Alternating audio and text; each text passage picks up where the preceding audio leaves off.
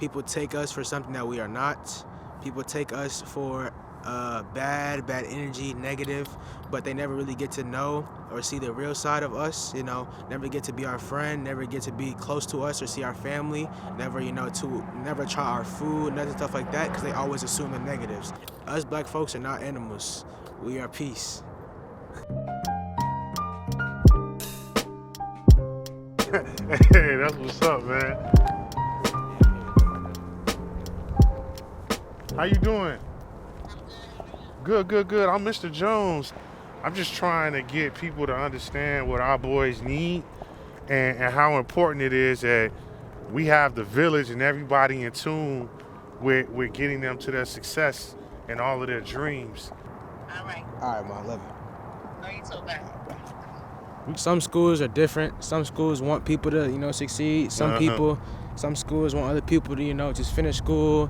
And there's some teachers that's out here that just, always doubt their students in their mind that they can't make it to what they want to be in life. I'm not saying plan A won't work, such as football. Right. But plan B, a graphic designer. I'm all into, custom shirts, making things. Plan C, being a lawyer. Me and Jameer have been talking about it for a minute. I know, I heard him talking about that too. Stay hungry, dude. Stay hungry, man. Get in touch with me. Yeah, for sure, man. Tap in, man. Anything, I got you, bro.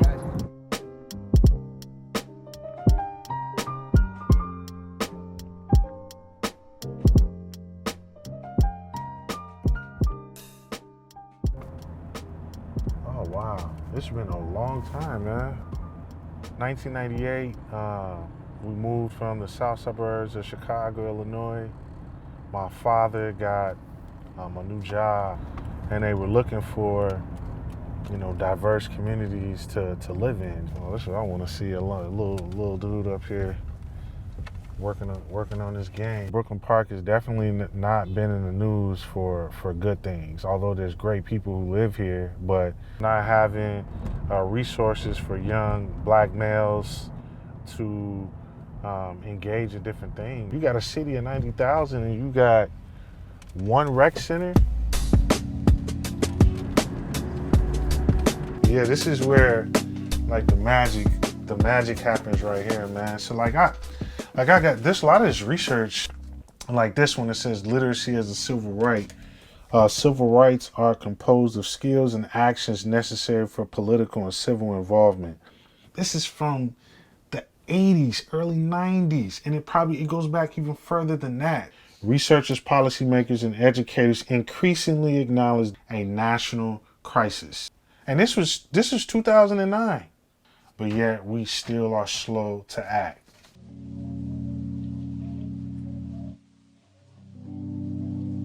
I focus a lot on critical literacy and allowing young black males to think critically about not only text, but their surroundings to make sense of the world. Here we go. Cold Minnesota.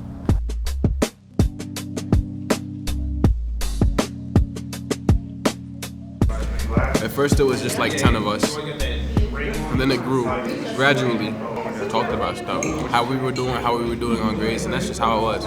With people to lead on, you can't say to yourself, I can't get back anymore, because you got all these people around you that are experiencing the same thing, and they're like, let's get up together, instead of just staying down alone, My son was in his 5th grade classroom, and up till then, he had a lot of different labels, and none of them necessarily great. But the first time my son ever believed that he was gifted was when that man over there, Mr. Jones, said, "Man, Maxwell's gifted." That's the first time. I've been with Mr. Jones for a long time. I've been with him for almost 4 years now. He really cares. He really shows us that he cares about what he's about us and about our futures.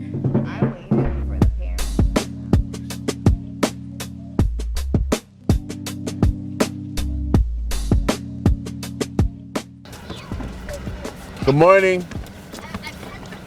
Good morning. How you doing? Love you all. Good morning. Good morning. Good morning. Take care. Have a good day. We built a whole mechanism of how to deal with social emotional needs. And then we have 3 restorative culture specialists who do therapeutic groups. planting and doing project-based things with kids around using the earth, but then also farm care. Don't get hit, bro.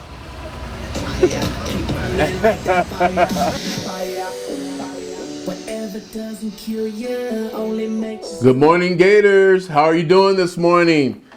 It's hump day. All right. I had a series of strong black men in my life. My uncles on both sides of my family, and then people in the neighborhood. And then we had black teachers. We had black teachers that lived in my neighborhood. In the neighborhood. I don't know if you remember Black History Month. Every day, Oh yeah, we had the Black National Anthem. every day. Every day at my school. Yeah, like Black History Month. I've never known to not be standing straight up And singing singing the Black National Anthem.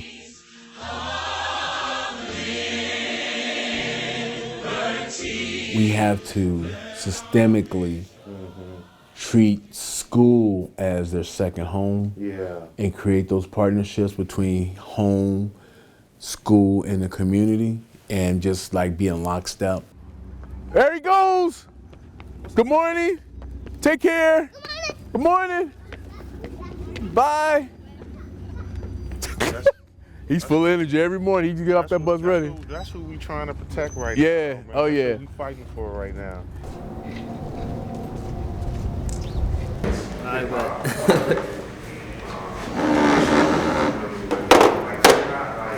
They're not major label artists, but they got.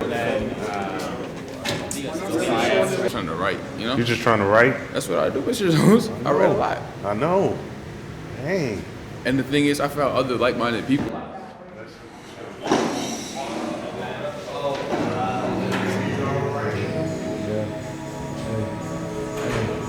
I feel like racing, I feel like racing to the plug of my own. I keep on chasing, I feel like spacing, I should just stay in my zone. I feel like losing, draw like a reason, and it's just stay on my phone. Can you tell me there, will I pick up alone?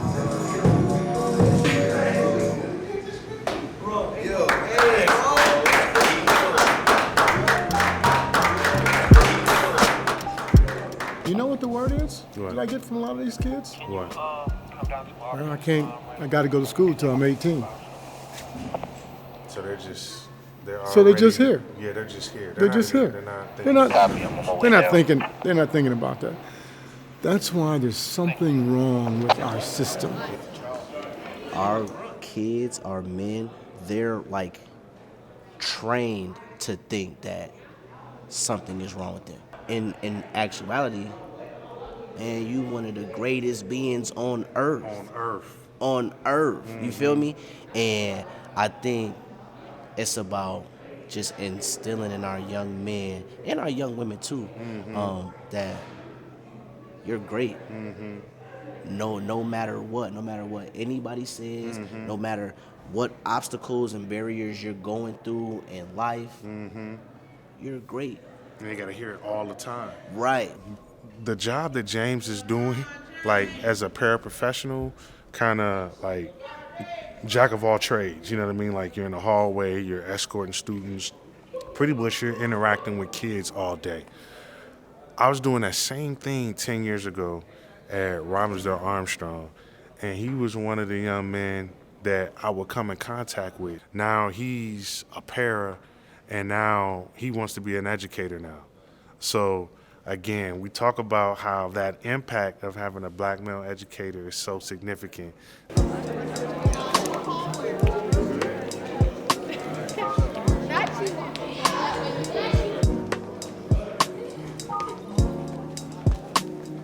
They're with Change Equals Opportunity. It's like a big organization in Minneapolis focusing on empowerment. When you take a kid out of a bad environment and you put them in a different environment, you get a different kid. So what we're here for is try to just bridge that gap and kind of make relationships, kind of talk to the kids and give them the avenue to speak up and speak about what their education looks like. Because this is really important to where we are as a community right now.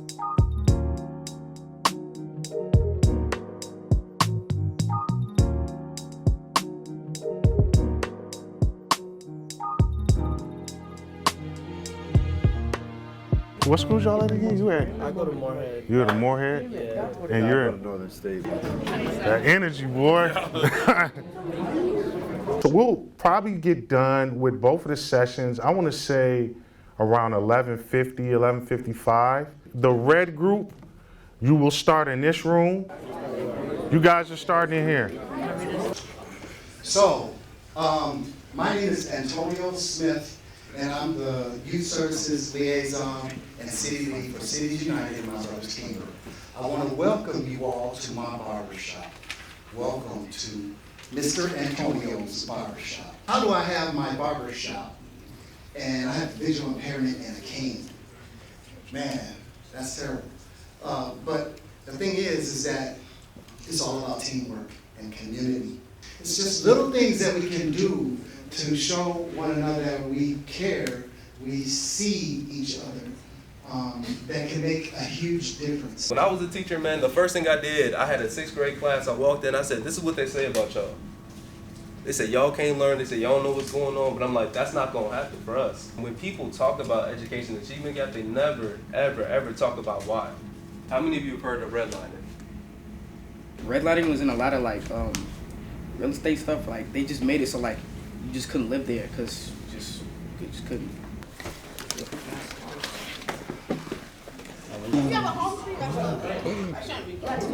I think this gives us an opportunity to shine light on the fact that like the educational system it's not fit for African American students. Who in here felt like they've been disciplined unfair in this space? Black students are 18% of all preschool students, but 48% of all students that are suspended or expelled in preschool. What are the benefits of black teachers on the other side? They can relate to you and they can help you with stuff that they probably have been through when they were younger. Decreased likelihood of you being suspended or expelled. Increased likelihood of you being enrolled into a talented and gifted program.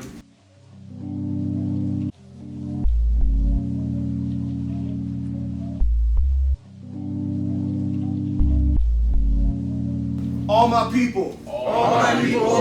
All my people who have at least one brother or sister. If you have at least one brother or sister, stand up, go to another spot. Go. If you can hear my voice, clap once. If you can hear my voice, clap 3 times. The whole stand and deliver and kids in rows and in tables, that's dead. I say that because when we are in rows and we are stand and deliver with our teachers, there's inequities, there's power dynamics. So we're gonna practice and model what it truly looks like, sounds like, feels like to be in an equitable space where we can truly hear from everybody. I've learned about so many things today, but one of the biggest things I'm taking away is just the opportunity to talk. And that's all that matters, is just the opportunity to talk. I learned that when I leave this field, because of you guys that are here, you men and these young men that are here, that our educational system is going to continue to strive to make it better for black boys.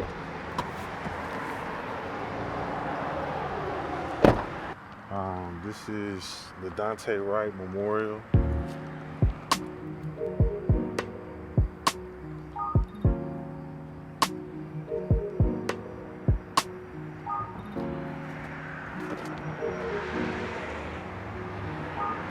I've been pulled over so many times by having an air freshener.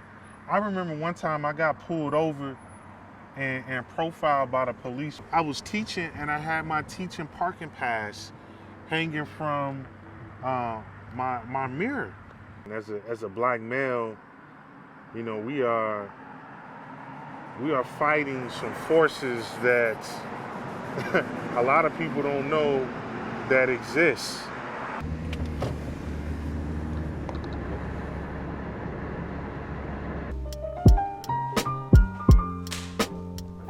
Been a very positive influence in my life for a very long time. Like I'm in 11th grade now, which is crazy. And the fact that he can still push and support more kids, not even just me, is something that makes me very happy. And so it's twice a month, but I think most importantly is that I'm locked in with you all and your families to know that I'm here as a support for you. Here's some things that you should talk about, focus on literacy, focus on academics, and focus on identity.